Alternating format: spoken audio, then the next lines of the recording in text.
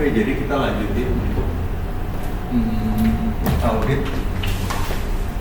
Tadinya kan kita sudah selesaikan mengenai audit aset pajak, sekarang mengenai audit aset tetap ya. Nah, aset tetap itu yang menjadi poin major itu adalah CIP dan fixed asset. Ya. Artinya aset tetap itu kan umurnya pasti di atas 1 tahun. Di atas 1 tahun itu baru kategori aset tetap. Nah, dalam aset tetap itu biasanya ada dibagi menjadi 2 ya, CIP (Construction in Progress) dan aset tetap sendiri. Sedangkan aset tetap sendiri itu dibagi menjadi 2, ada aset berwujud dan aset tak berwujud. Nah, CIP atau Construction in Progress itu kalau di kuliah sih jarang kayaknya ya. Pernah nggak dulu dipelajari waktu kuliah akuntansi keuangan? Enggak, CIP, Construction in Progress. Kalau CIP itu sendiri baru ini sih Pak. Belum ya? Iya, baru. Ya memang dulu saya juga nggak pernah belajar sih itu. Iya. Nah, teman, di dunia praktek itu ada namanya CIP. Jadi gini, ketika kita ada mau beli aset, nah biasanya beli aset itu kan nggak langsung kita langsung mendadak bisa langsung digunakan. Misalnya kita di komputer nih, misalnya kita buka PO ya, buka purchase order buat beli komputer buat kampus ini, misalnya anggap 50 unit. Nah, ketika komputer datang kan dia harus diinstalasi dulu ya, dipasangin dulu di sini antara CPU sama monitor, terus diinstal dulu software-software yang diperlukan, terus dikoneksi dulu ke kabel-kabel, lalu dikoneksi dulu ke local area network, ke server supaya nanti mungkin bisa akses internet dan lain-lain gitu, sehingga nanti ready digunakan. Nah, pada waktu komputer datang itu kan ada yang namanya surat jalan. Jadi ketika kita udah pesen barang, nanti datang itu ada surat jalan. Nah, ketika surat jalan itu datang beserta barang, maka nanti kita akan terima, ada namanya surat penerimaan barang. Barangnya beralih dari si penjual ke si pembeli. Nah, surat penerimaan barang ini nggak semuanya dibuat oleh si pembeli atau perusahaan yang tadi misalnya kampus ini beli itu nggak selalu mengeluarkan surat penerimaan barang, tapi beberapa perusahaan itu mengeluarkan ya, karena ketika dia terima barang dia harus input di sistem informasinya ya, misalnya menggunakan Mayop atau menggunakan SAP, itu dia input bahwa barang udah diterima, nanti surat penerimaan barang kopinya itu dikasih ke si pembeli yang nganterin barang. Nah, surat jalannya kan ini kan dari si pembeli, nanti kan penerima barang tanda tangan. Nah, di sini kan sudah diterima sekian, terus kopinya dia harus tanda tangan juga di sini, harus tanda tangan si pembelinya. Ini si pembeli, ini si penjual tanda tangan. Ini si penjual tanda tangan, di sini pembeli tanda tangan. Jadi surat jalan kopinya diserahkan ke si pembeli dari penjual beserta barangnya. Nanti penjual buatkan surat penerimaan barang, diinput dulu ke SAP, dia tunggu, nanti dikasih ke si penjual tanda tangan, nanti kopinya dikasih. Nah, pada waktu terjadi penerimaan barang ini berdasarkan dokumen surat penerimaan barang atau surat jalan, maka barang itu kan sudah berpindah kan ya, dari penjual ke pembeli secara fisik. Tapi barang itu kan belum bisa digunakan yang tadi saya contohkan itu. Mesti dipasang dulu, diatur dulu di meja, dikonekin dulu CPU sama monitor, terus dikonekin dulu ke LAN, diinstal dulu dan lain-lain. Nah, ketika udah diterima barang itu biasanya dicatat sebagai CIP dulu. CIP. Kalau yang kita pakai yang kemarin ya, CIP pada 330 GR. Kalau yang kemarin. Kalau yang kita pakai account temporary ya. Jadi kita catat dulu, kenapa catat sebagai CIP? Barang udah datang tapi belum bisa digunakan, maka belum bisa dicatat sebagai aset gitu. Nah, setelah dia udah diinstal dan lain-lain, baru nanti dipindahin ya, misalnya peralatan komputer pada CIP. Sehingga si IP-nya nanti kan habis nih, tinggal peralatan komputer kan. Terus nanti kan invoice-nya juga pada waktu surat jalan ini datang itu belum ada invoice juga, kadang-kadang invoice-nya belakangan, ya kan? Maka nanti baru 330 JR pada AP ketika invoice-nya datang. Nah, 330 JR-nya habis, sebenarnya ujungnya peralatan komputer pada AP. Cuma pakai account temporary yang seperti saya jelaskan beberapa minggu yang lalu, karena antara dokumen atau kesiapan aset itu belum sesuai dengan kondisi yang diharapkan, ya. Jadi CIP itu adalah kita sudah terima barangnya tapi belum bisa digunakan, maka kita catat dulu di CIP pada 330 JR temporary account. Ketika CIP udah siap, barangnya udah diinstalasi, mahasiswa siap gunakan, dibalik peralatan komputer pada CIP. Ketika invoice sudah datang, maka 330 JR didebat kreditnya AP, gitu, ya. Jadi CIP itu definisinya adalah aset tetap yang belum bisa ditransfer ke account fixed asset karena masih dalam proses instalasi atau pembangunan atau belum digunakan dalam kegiatan produksi. Kita lihat ke contoh aset dulu udah. Kalau kita beli tanah, yang jelas tanah itu kan aset berwujud dan nggak bisa disusutkan. Karena kenapa? Karena harga tanah makin naik kan, ya kan? Harga tanah sekarang nggak tahu ya di Jakarta berapa ya. Dulu harga tanah 2,5 juta, sekarang mungkin harga tanah mungkin udah 10 juta kali di daerah sini per meter persegi. Jadi harga tanah naik. Tapi kalau kita beli kayak komputer, mobil, motor, terus kita beli kulkas, kita beli mesin, terus kan kita gunakan, itu kan bisa rusak. Ketika dia rusak, itu kan berarti nilainya menurun. Anggap aja kita beli HP deh, baru kita pegang, belum diapa-apain misalnya, kayaknya susah nih, ribet nih, mau dijual lagi seminggu kemudian, harganya nggak mungkin harga yang awal kita beli, dianggap harga bekas, langsung turun. Misalnya tadi harga 3 juta, turun jadi 2,5 gitu. Karena kenapa? Selama seminggu itu nggak tahu nih apakah memang ada kecemplung atau gimana, yang jelas udah bukan barang baru lagi gitu. Maka kenapa aset yang lain selain tanah, karena dia digunakan maka dia akan nilainya menurun. Nilainya menurun melalui apa? Melalui penyusutan gitu. Ya, karena proses penggunaan aset tersebut. Tapi tanah kalau didiemin nggak digunakan, ya memang tanah itu ya paling kita bayar PBB kan, bayar PBB setiap tahun tuh dicas ya. Terus selain bayar PBB, kalau itu di lingkungan komplek ya, itu bayar biaya lingkungan. Jadi antara pemilik tanah sama yang sudah ada bangunannya, kadang-kadang biaya lingkungannya sama. Misalnya anggap biaya lingkungannya 200.000, pemilik tanah harus bayar 200.000 per bulan. Nah itu biaya, kalau tanahnya itu nggak digunakan ya rugi dia, cuma biaya doang yang keluar gitu, kayak gitu. Ya. Nah tapi untuk tanah, ketika kita mau beli tanah, biasanya kan kita survei lokasi, terus sudah dapat tanahnya, negosiasi dengan penjual, kita udah nego, udah oke.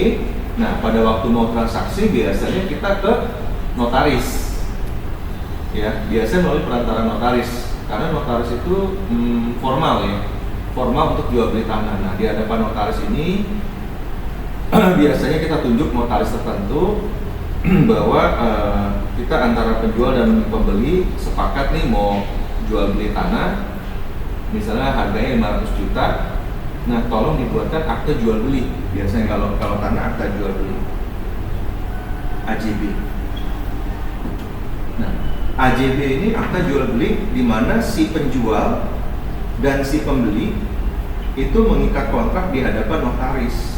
Notaris itu sebagai pihak yang independen, ya, independen dalam arti dia orang di tengah-tengah gitu. Kalau ada selisih antara penjual dan pembeli kan dia penengahnya gitu, dan memang dia sah secara hukum. Makanya ada PPAT kan, pejabat apa nih, akta tanah gitu. Coba lihat deh, ada kantor-kantor notaris itu ada PPAT-nya gitu.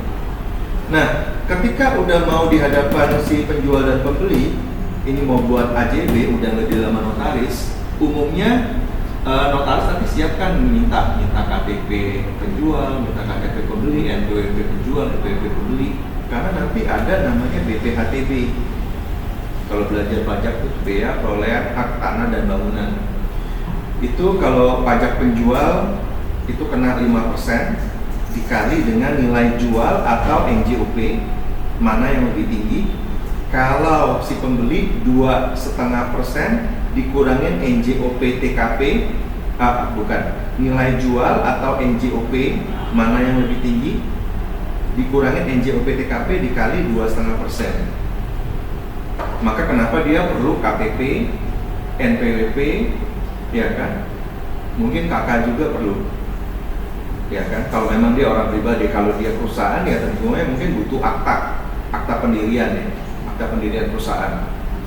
Nah, nanti si notarisnya ngetik tuh di AJB itu bahwa atas dasar dokumen ini ya, si A atau perusahaan A menjual tanah gitu ke perusahaan B dengan alamat sekian-sekian dengan nilai transaksi sekian terjadi pada tanggal sekian, dia udah ketik tuh berlembar-lembar.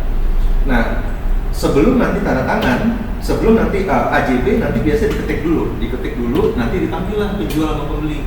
Nah, ketika dipanggil sama penjual pembeli, itu kan nanti mau tanda tangan tuh. Sebelum tanda tangan, atau mungkin setelah tanda tangan ya, supaya nggak bolak-balik, tanda tangan dulu di notaris bahwa udah sepakat, dibaca dulu, baik penjual maupun pembeli, baca dia masing-masing. Nanti akta jual beli ini ketika udah formal tuh dikasih penjual satu, pembeli satu, sebagai dasar bahwa udah berpindah tanah dari penjual ke pembeli. Nah, setelah ditandatangan tuh mereka sama-sama ke bank. Ya, kalau ini tunai ya, kasusnya tunai. Kalau kasusnya tunai sama-sama ke bank, langsung ditransfer uang pada saat itu juga. Nah, bukti transfernya biasanya diberikan ke notaris bahwa kita udah transfer. Notaris akan ngecek bener nggak sih transaksi katanya jumlahnya sekian, yang tercatat di AJB sekian. Nah, kalau menurut perpajakan kan mana yang lebih tinggi antara nilai jual dengan nilai NJOP gitu. Kalau nilai jualnya tinggi, misalnya harga tanahnya 500 juta tadi, padahal NJOP-nya cuma 100 juta, maka yang harus dikalikan itu adalah dari 500 juta, bukan 100 juta, karena yang lebih tinggi. Kalau misalnya kebalikannya, harga jualnya 500 juta, NJOP-nya 600 juta, NJOP lebih tinggi dibanding harga jual. Nah, maka yang dipilih apa? NJOP-nya 600 juta, ya kan? Dikurangin NJOP TKP, kalau Jakarta 80 juta, kalau di daerah kayak Bekasi cuma 20 juta, dikurangin dulu, baru dikali 2,5%. Tapi kalau pajak penjual langsung dari 5% dikali mana yang lebih tinggi antara harga jual dengan nilai NJOP. Cuma kalau misalnya dia kredit, ya, nggak tunai gitu ya, nggak tunai, maka harus melibatkan pihak bank. Sebelum datang ke notaris, itu udah studio dulu pihak bank, di appraisal dulu, harga tanahnya berapa, nilainya berapa menurut bank, disurvei, dia kan harus ada biaya survei keluarin.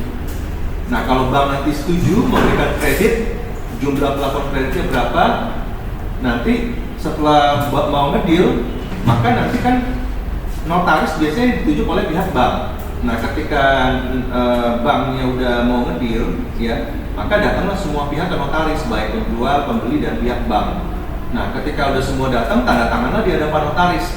Nanti setelah itu baru terjadi akad kredit, tanda tangan kredit di hadapan notaris juga. Nah, ketika itu nanti mulailah cicilan dari si pembeli atas dasar kredit itu. Nah, setelah dari notaris itu nanti si bank akan membayar ke si penjual dari kredit. Misalnya gini, harga tanahnya 500 juta, ternyata dia cuma punya DP anggap 200 juta, maka kreditnya kan 300 juta kredit. Nah, kreditnya kan dicicil nih, berapa nih tenornya misalnya anggap 5 tahun. Nah, nanti akan cicil, setelah tanda tangan itu bulan berikutnya akan cicil. Tapi nanti setelah tanda tangan notaris itu 300 juta akan dibayar secara tunai ke si penjual langsung gitu. Prosesnya seperti itu. Nah biasanya sertifikat itu kan nunggu tuh belum langsung jadi. Kalau udah terjadi transaksi AJB, nanti kita proses sertifikat bisa diri sendiri atau melalui notaris, nyuruh notaris gitu, tapi bayar gitu. Bayar jasa notaris itu. Nah ketika kita udah AJB, maka itu kita bisa langsung catat sebagai CIP pada bank misalnya.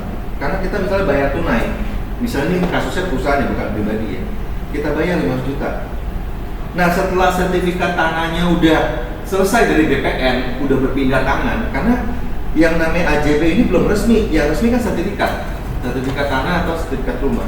Nah ketika sudah sertifikatnya udah berpindah dari si penjual ke si pembeli, setelah proses misalnya 3 bulan berikutnya baru kita catat ya kan tanah pada CIP 500 juta, baru kita balik gitu. Jadi kenapa kok ada istilahnya CIP? Karena ada jeda. Ini pada saat uang keluar tanda tangan AJB, ini pada saat sertifikat tanah jadi gitu, diterima oleh perusahaan gitu ya. Begitu pula beli rumah, jual beli rumah sama prosesnya seperti itu juga. Nah kalau yang kedua, gedung atau bangunan, misalnya anggap nih Ilustrasi Taman Jagakarsa nih mau dihancurin nih gedungnya nih, mau dibangun gedung baru yang lebih mewah gitu, dengan penataan parkir yang baik dan lain-lain lah ya, karena kampusnya misalnya berkembang dengan pesat ya misalnya ya. Nah maka pada waktu dirobohkan nanti kan pasti dia ngedeal sama yang namanya kontraktor ya, ngedeal sama kontraktor. Nanti kontraktor itu akan melakukan rancang bangun ya kan, tentu melibatkan arsitek dan lain-lain. Nanti diestimasi biayanya sekian bla bla bla bla bla, dengan jangka waktu atau schedule sampai dengan penyelesaian itu berapa tahun ya kan, itu ada semua. Nanti schedule pembayarannya berapa, misalnya anggap DP 30%, nanti sesuai dengan progres 20% lagi, terus nanti dan selanjutnya gitu ya, itu udah ada ngedeal-ngedealnya.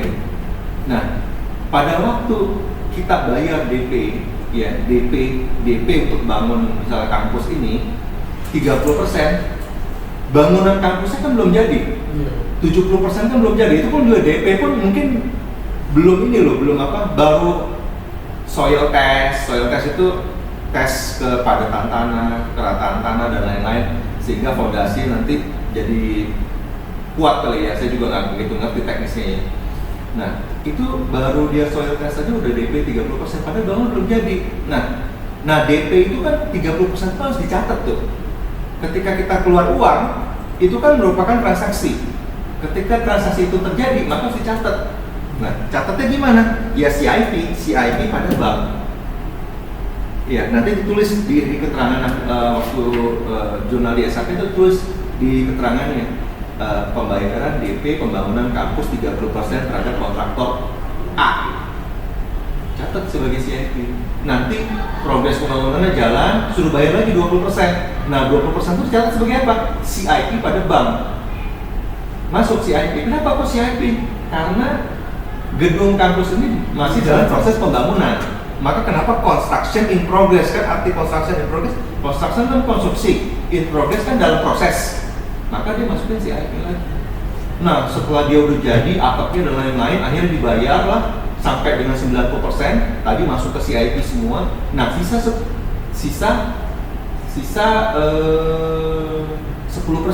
atau 5%. Biasanya itu setelah bangunan jadi, serah terima dan lain-lain, nanti pihak kampus nih, manajemen kampus akan ngecek ada yang kekurangan nggak ya, ada yang bocor atau ada yang retak atau ada yang nggak berfungsi nih, keran airnya atau listriknya dan lain-lain. Dia cek, udah cek, nanti ada namanya berita acara serah terima, BAST namanya biasanya, BAST, berita acara serah terima ya, terakhirnya nggak tahu deh teknis apa atau serah terima, BAST biasanya, berita acara serah terima, ditandatangani antara perusahaan konstruksi sama pihak manajemen kampus bahwa udah diserah terima, oke, semuanya baik dan siap digunakan. Nah sisa pembayarannya 10% itu nanti akan di proses berikutnya. Nah, maka ketika udah diserah terima itu, dasar BAST ini kampus sudah siap digunakan ya. Dalam arti memang semua udah ready, tinggal diisi aja dalamnya. Ruangan kelasnya diisi, ditambahin inilah proyektor atau ditambahin komputer dan lain-lain. Nah, kalau lihat dari sisi gedung atau bangunan dia udah siap atas dasar berita acara serah terima ini, maka kita akan balik gedung pada CIP. Gitu. Kita akan balik. Kita akan baliknya apa? 95% tadi. 5% kita belum. Karena kan belum kita bayar. Gitu.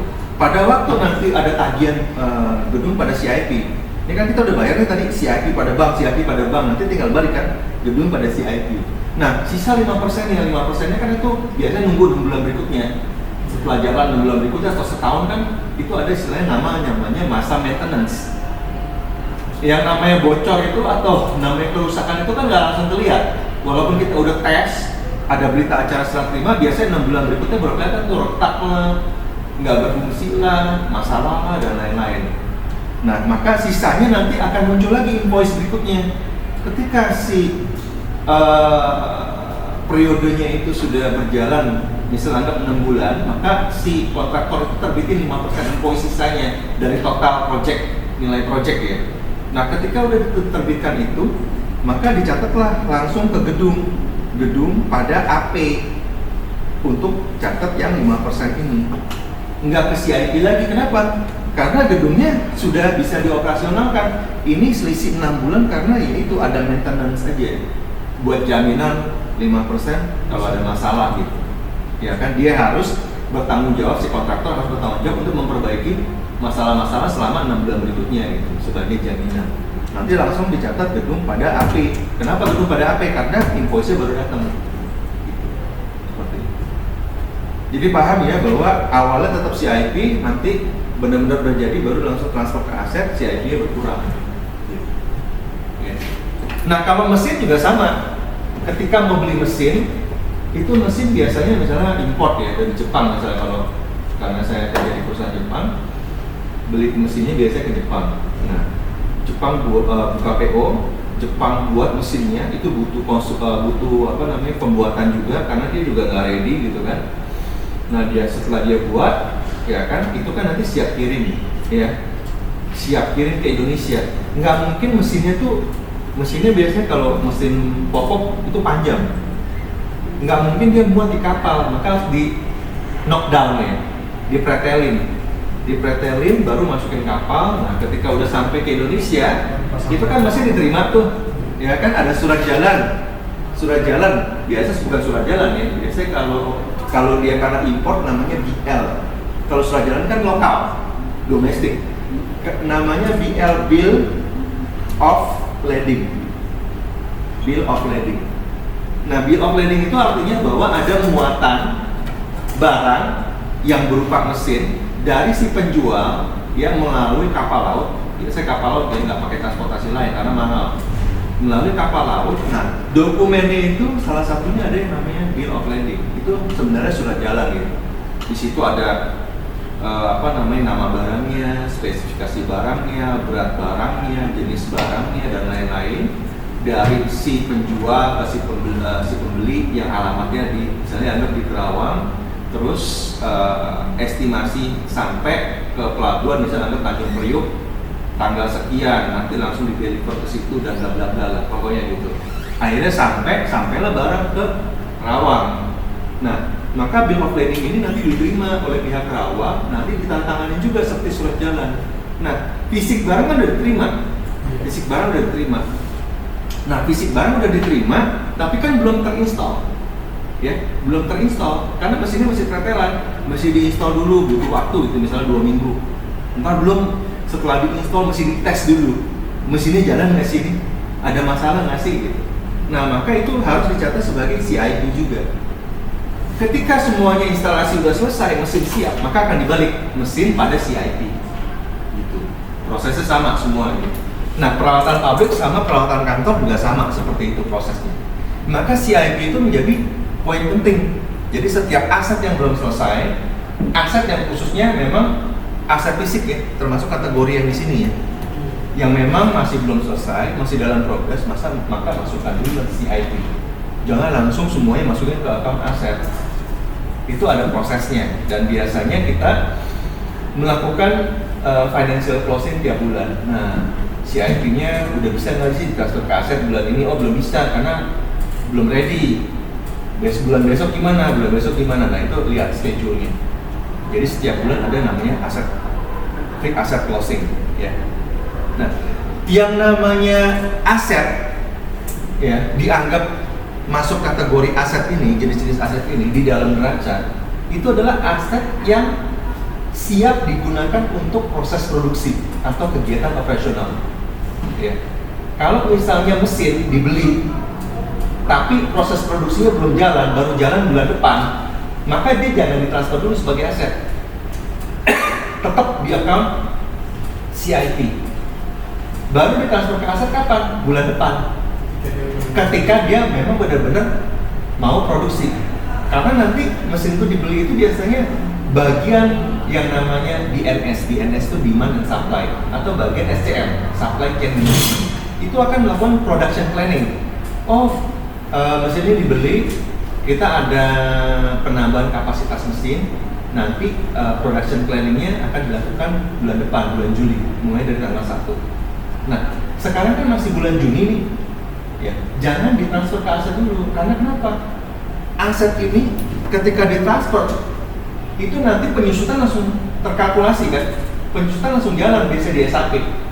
Akan langsung terkalkulasi. Oh, ternyata asetnya udah ditransfer nih dari CIP ke aset. Itu maka pada bulan Juni itu penyusunan udah langsung terkalkulasi. Pakai metode apa? Umur masa manfaatnya berapa tahun?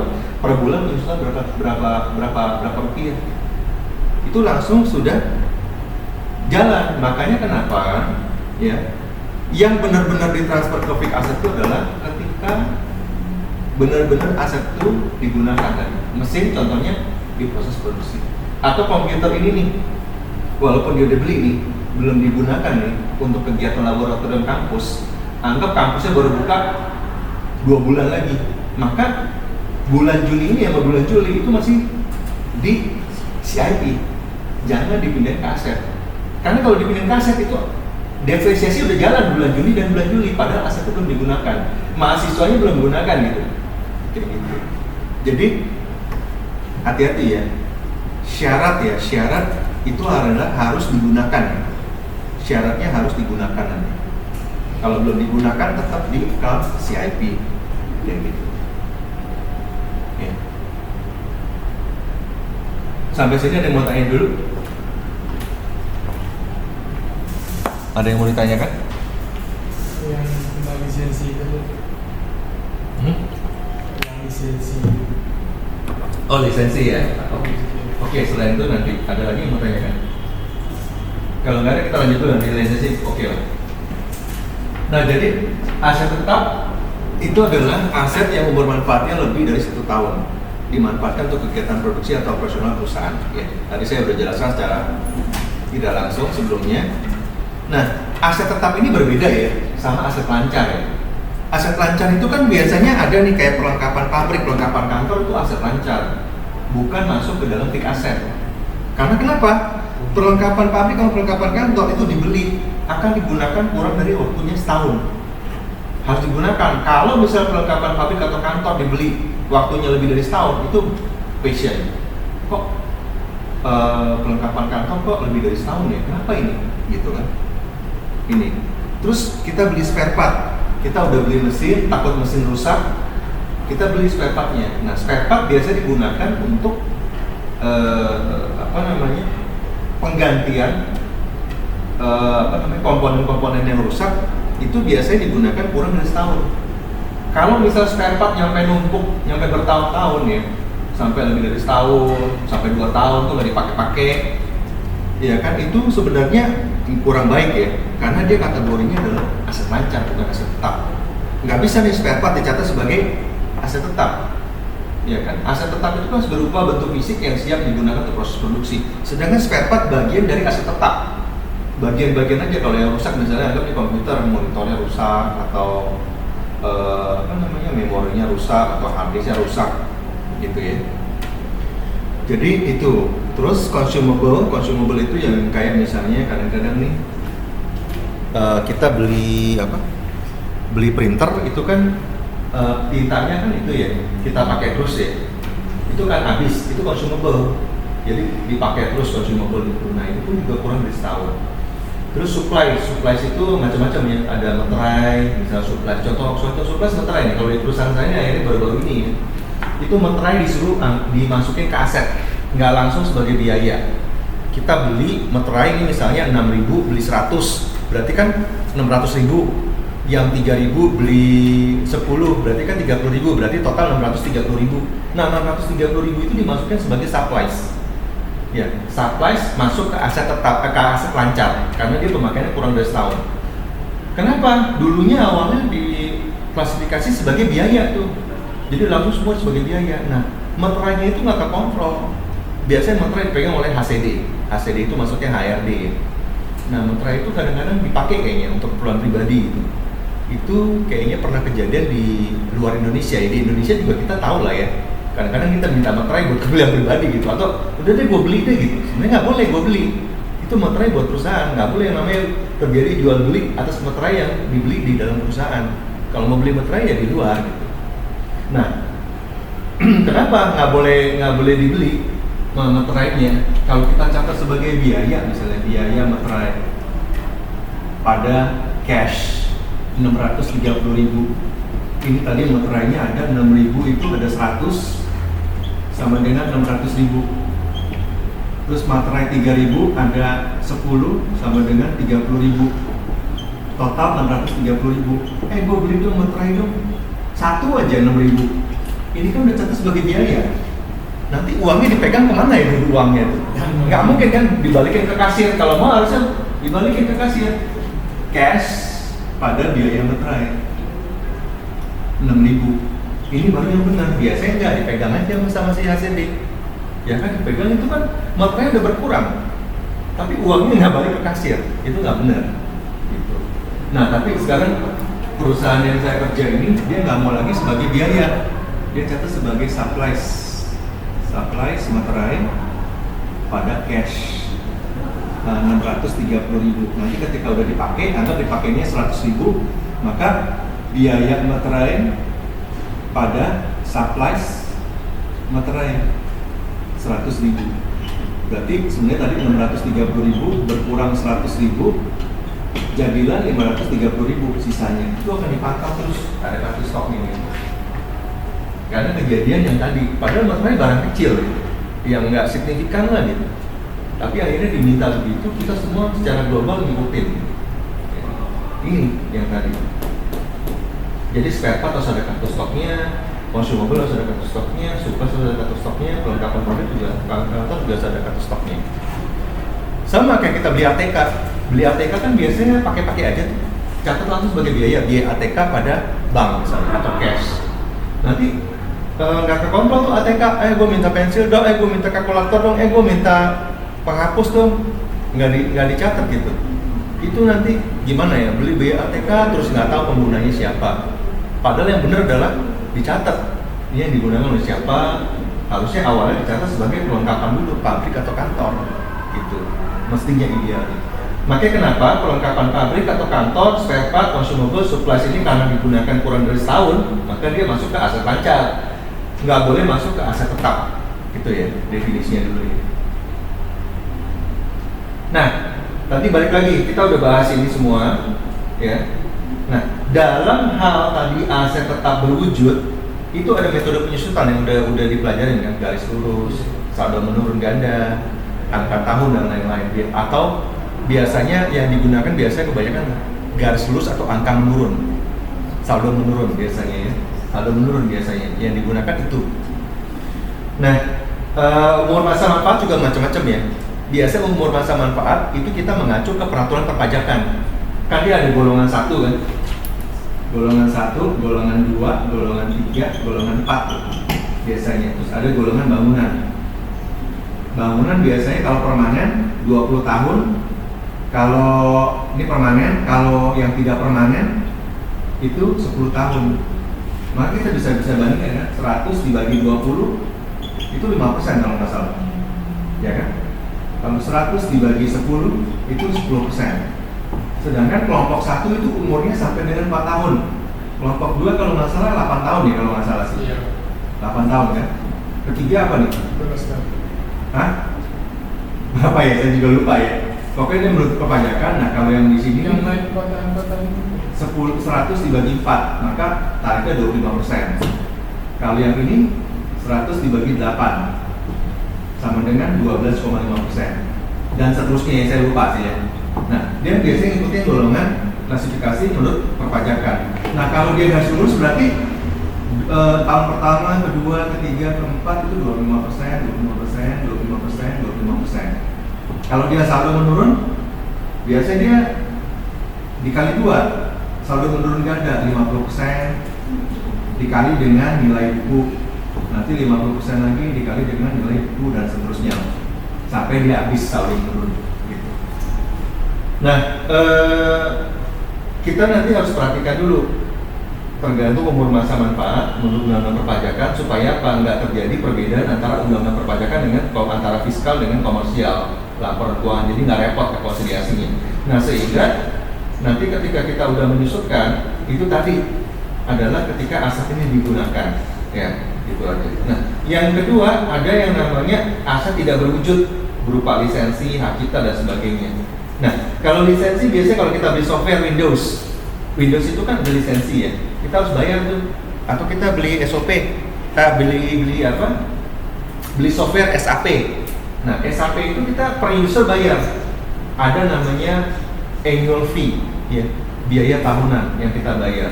Nah, biaya tahunan itu biasanya kita ketika kita bayar tuh biaya tahunan, kan biasanya dibayarnya di muka. Untuk jangka waktu biasanya misalnya kita bayar 3 tahun misalnya. Nah, 3 tahun ini kita nggak langsung bebankan sekaligus pada waktu kita bayar. Misalnya kita bayar nih,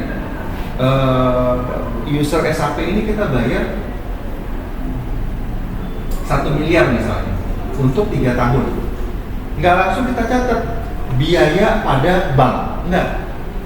Melainkan kita catat pada lisensi pada bank. Lisensi itu masuk aset tetap tidak berwujud. Seperti itu. Bentar.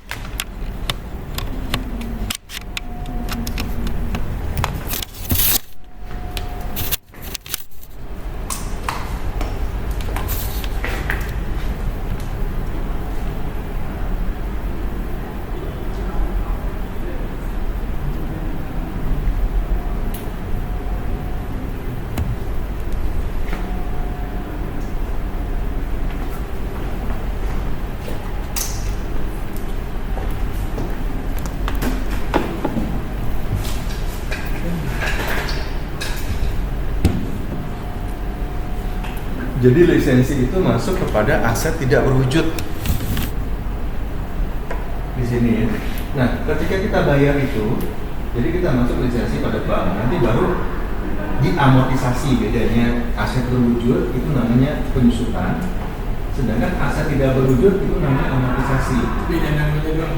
Beda namanya doang. Sama dengan prepaid kemarin. Prepaid itu ketika kita bayar prepaid ya, kita bayar asuransi dibayar di muka. Misalnya anggap 12 juta selama setahun pada bank. Ketika nanti di jadi biaya pada asuransi dibayar di muka, misalnya 1 juta per bulan, maka ini disebut namanya amortisasi. Amortisasi biaya dibayar di muka, bukan penyusutan. Nah, kalau yang aset tetap tidak berwujud pun juga namanya amortisasi. Maka nanti akan berkurang misalnya biaya lisensi pada amortisasi lisensi sebesar berapa nih bagi. Jadi lisensi itu juga nanti ada cut off-nya ya. Cut off-nya itu kapan? Ketika lisensi ini dibeli, itu kapan digunakan? Ya. Biasa umumnya lisensi itu ketika dibeli langsung digunakan biasanya. Nggak ada masa tunggu yang kayak aset tetap berwujud. Ya kan? Umumnya biasanya udah diinstal. Kalau misalnya jeda, maka dia masuk ke CIP dulu. CIP pada bank, nanti baru lisensi pada CIP. Kalau dia ada jeda ya, sama perlakuan. Sampai sini definisi mengenai CIP sama fixed asset, ada yang mau ditanyakan sebelum masuk ke prosedur auditnya? Ada yang mau ditanyakan? Yang belum jelas gitu?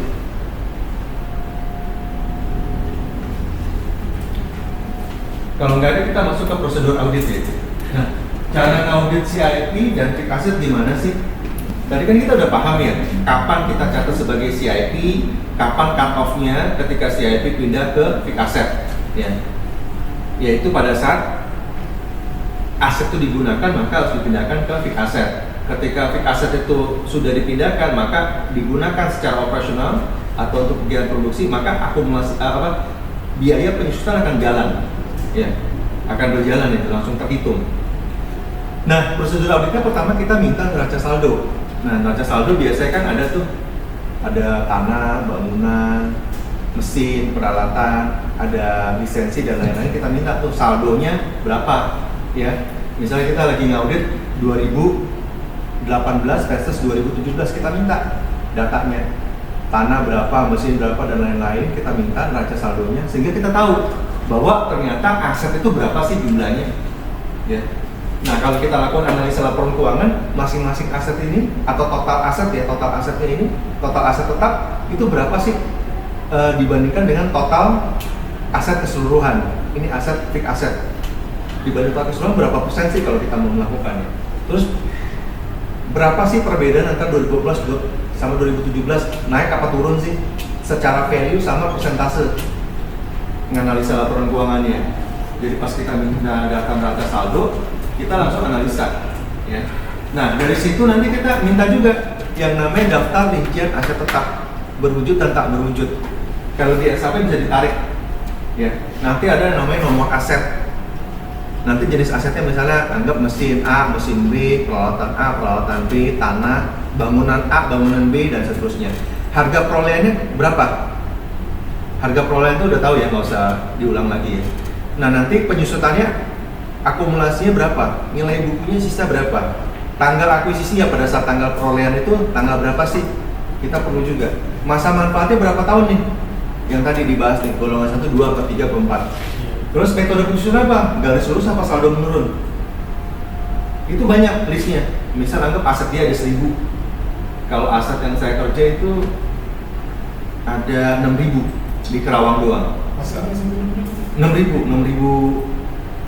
ini nomor aset 1, 2, 3 terus sampai 6.000. Ada 6.000. Makanya kenapa akhirnya ada namanya accounting apa? Jenis-jenisnya apa? Aset accountant, Apa sih? Wah, macam-macam itu.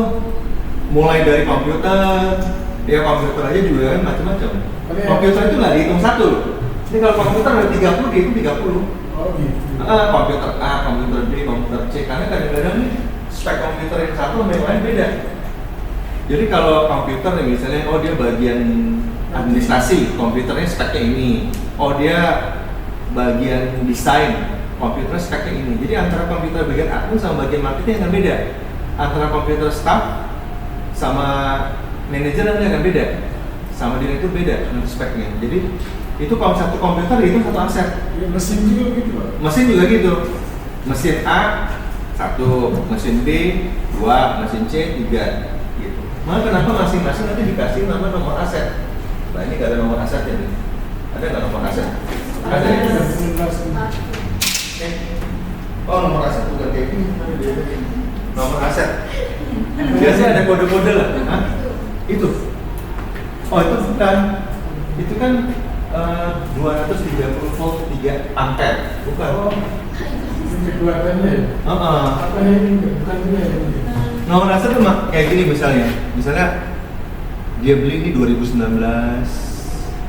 misalnya bulan Januari, terus jenisnya misalnya mesin N001 misalnya gitu. Apa ya? Oh ini bukan ini beli komputernya ini dari apa namanya, gimana ya? Ini biasanya nomor aset tuh bisa kayak gini nih, kayak barcode itu loh, barcode. Jadi nomor aset tuh sekarang mungkin bukan kayak begini lagi, bisa kayak bentuk barcode. Jadi nanti ketika kita mau physical check itu tinggal tembak aja, ting, oh ada, ting ada gitu. Jadi nggak usah kayak gimana sih kita beli belanja nih di hypermarket atau apa, dia kan pakai tembakan tuh. Iya. Kalau dia nginput atau kan bisa salah tuh. Kalau ini kan udah jelas. Kalau selama barcode benar, kecuali salah ya. Ada tuh salah tuh. Misalnya saya beli anggur nih, ditempelinnya duku. Harga duku lebih murah dibanding harga anggur. Kalau si kasirnya nggak aware, itu lolos. Kebetulan aware, dia periksain lagi kan, benar nggak sih? Kan dia udah lihat tuh harga tuh, pas dia tembak kan pasti dia lihat ada anggur, bukan duku. Kok ada duku ya? Tadi anggur, masalahnya salah harganya. Coba tolong. Nanti bagian buahnya itu kena. Bagian buah. Mau dia salah terus sih bagian buah nih. Pikirannya lagi ngapain sih? Bengong kali ini gitu. Iya. Jadi kecuali dia salah label baru tuh nanti harganya salah. Tapi kalau selama labelnya benar, itu pasti tembak pas gitu. Nah, aset pun juga berlaku gitu pakai barcode. Kenapa sekarang pakai barcode? Karena tadi aset 6.000, satu pabrik 6.000, pabrik yang kedua 10.000, total 16.000. Kalau nggak tembakin atau kan bingungnya apaan ya? Bener centang. Kalau ini kan secara langsung dibantu oleh komputer gitu. Tembak doang. Udah ketemu tembak, mesti tembak seterusnya gitu. Jadi makanya kenapa aset itu setiap aset harus ada labelnya. Ya, di sini nanti nomor aset ini gitu, ya, untuk memudahkan. Makanya di tempat saya kerja ini ada